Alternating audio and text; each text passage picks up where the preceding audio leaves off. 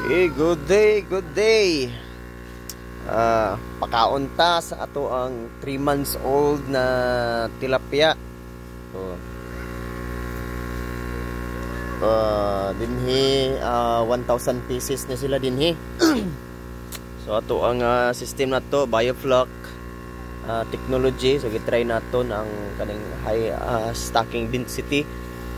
So 1,000 pa lang ni sila. So after nag-harvest, try na to mag 3,500 pieces. Sa mga Bi-Marts, harvest na sila. So medyo dalagko na sila Yan, kung makita ninyo. So muna sila. So ari ang atong pakaon sa ilaha na feeds, gin-ferment nato ni siya sa orobiotics na maintenance. Ari sa wala pa nakagamit sa maintenance. So amo ni siya guys ang ginagamit naton nga pag-ferment sa ato ang feeds. So pakaon ta.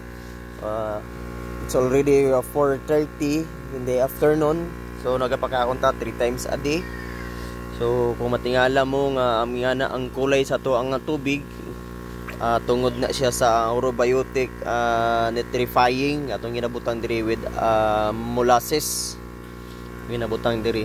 So diri amo ni ang ato ang na ferment nga orobiotic nga kuan nitrifying nga para layo ta sa ammonia kag maayo ang quality sa aton nga tubig. So amo na sila kadagko ato ang 3 months naton. So pakauro na to.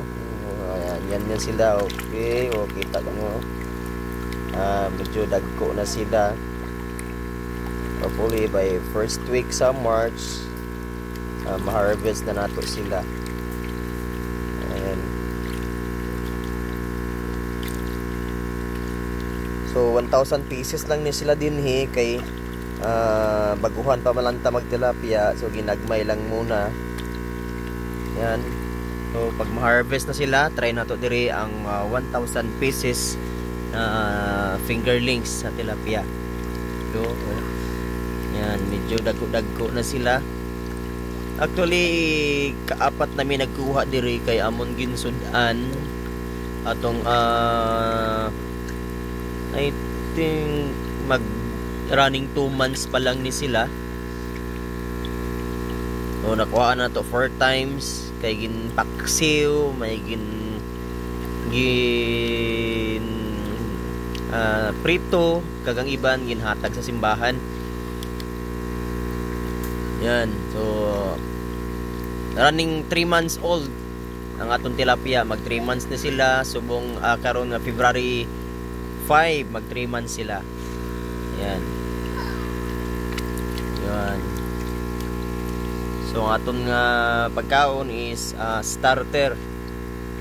Gin-ferment sa orobiotics na nitrifying maintenance. Okay, so siguro sa sunod try naton video kung paano mag-ferment sang pagkaon sa feeds nila sa orobiotics na maintenance.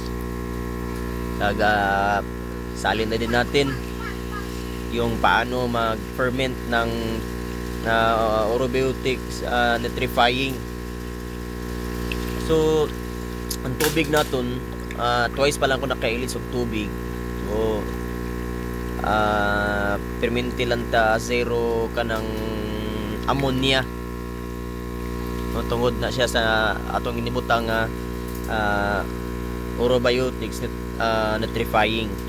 So yung mga dumi nila ma-convert siya into kanang makaon, pwede na nila makaon kag dili makakos ang toxic sa atong fish pond. Yan. So again, baguhan lang ko kung naapa mo'y madagdag dinhi.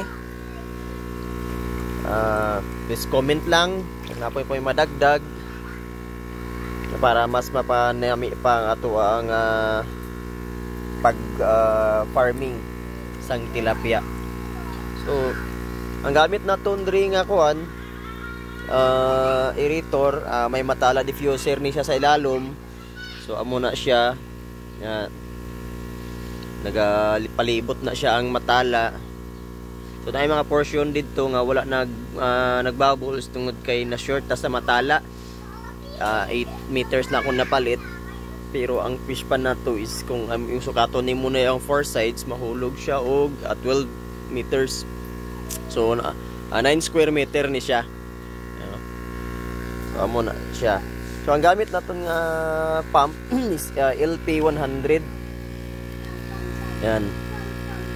LP100. So may ara tas ang dalawa ka pan diri sa pikas. Dinhi ang ginbutang nako diri dati is 2,000 ka fingerling. So sad to say nagka-fungus tayo. Grabe massive ang fish kill until now. Sige lang yapon fish kill pero gaginagmay na lang subong. Siguro ang nabilin diri naman sa mga 700 na lang. So dinhi LP100 lang gyapon. Yan, LP100 tapos nag-sit up ta og diaphragm. Ari. Yan. So amo na siya ang dalagan sa atong na pipe dito panaog ana tapos may ara pa na ang mga pipe man dito PVC pipe. Tapos na ay mga matala sa lalom ayan. Kaya nagbutang puta og check valve kay para pwede nimo i-off dinhi or sa pikas i-off nimo. So dinhi sa pikas 1 month pa lang na sila din ha. Mag 1 month karon 30. So, okay, pakaon ta kay gutom pa sila. Yan. So mag 3 months na sila karon guys, February 6. February 6 mag 3 months sila. Yan.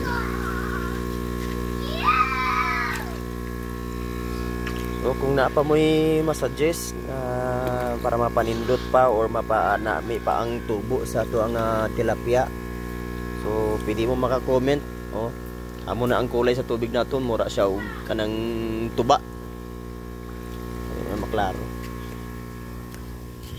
Yan. So amo na siya ang kulay sa tong tubig naton. Yung brownish siya. Yan. So dili kay maklaro tungod kay galom. Yun, pas-pas lang magkaon. So mapapansin ko lang sa Orobiotics maintenance nga i-ferment na to sa to ang feeds. Paspas kila magkaon. Magganado kay sila magkaon. Yan. So, yan lang. Salamat sa pag tanaw sa to ang video.